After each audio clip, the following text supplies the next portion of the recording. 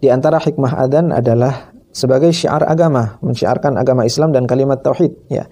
Sebagai pemberitahuan masuknya waktu salat, sebagai pemberitahuan tempat pelaksanaan salat, apakah itu masjid atau musalla, dan untuk mengajak masyarakat bersama-sama melaksanakan salat secara berjamaah.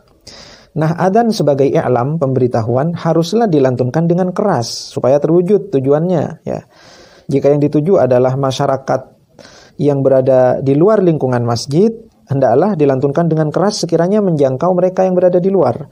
Namun jika yang dituju hanya orang-orang yang memang hadir di lingkungan masjid, maka cukup dilirihkan, lebih dikecilkan volume adzannya sekiranya dapat menjangkau pendengaran mereka yang memang sudah hadir di situ, ya.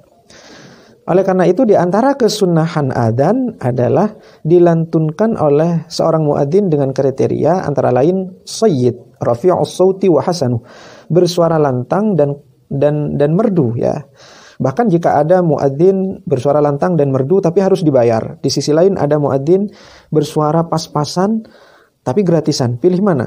Pilihlah yang suaranya lantang dan merdu meskipun harus diberi upah.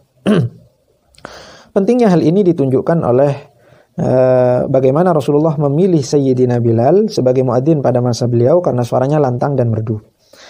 Adapun pengeras suara saat ini, yaitu sama saja dengan menara yang digunakan untuk adzan pada masa lalu atau mi'danah, ya, mi'danah. Kalau sekarang kan digabung menara, ada pengeras suaranya di atas. Itu dianggap sebagai sesuatu yang baik oleh para ulama karena dapat mewujudkan tujuan daripada adzan itu sendiri sejauh digunakan dan difungsikan sebagaimana mestinya. Namun di sini terdapat pertanyaan, ya. Bagaimana keras yang dimaksud, ya? Apakah keras tanpa ada batasan ataukah keras yang teratur dan tertib, ya?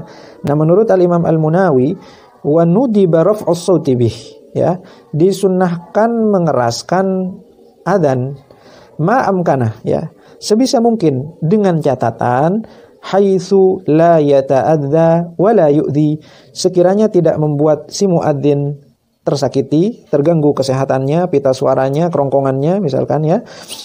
Wala yu'dhi, dan tidak menyakiti orang lain, tidak menyakiti pihak lain. Nah, soal mengganggu, menyakiti di sini kan sangat relatif sekali, ya. Dikembalikan kepada masing-masing muadzin, dikembalikan pula kepada masing-masing kondisi situasi masyarakat seperti itu.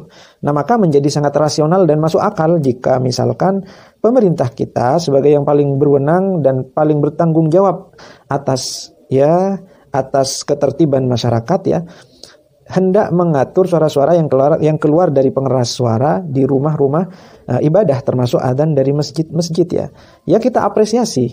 Nah, kita respon dan kita apresiasi langkah-langkah tersebut sejauh disampaikan dengan baik, disosialisasikan dengan baik kepada masyarakat supaya tidak terjadi kesalahpahaman, diterapkan dengan adil dan bijaksana serta proporsional, ya.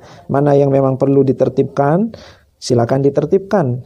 Mana yang selama ini sudah tertib, ya, hendaklah dijaga ketertibannya. Karena seringkali menertibkan sesuatu yang sudah tertib justru menimbulkan ketidaktertiban, mempermasalahkan sesuatu yang selama ini tidak terjadi masalah, justru menimbulkan permasalahan yang baru, ya. Di situ kita harus bersama-sama menjaga stabilitas dan kemaslahatan, bukan hanya soal hubungan kita dengan saudara yang berbeda agama, lebih-lebih adalah hubungan kita dengan saudara yang seagama. Mudah-mudahan Allah Subhanahu wa Ta'ala selalu memberikan rahmatnya kepada para ulama dan umara kita. Terima kasih.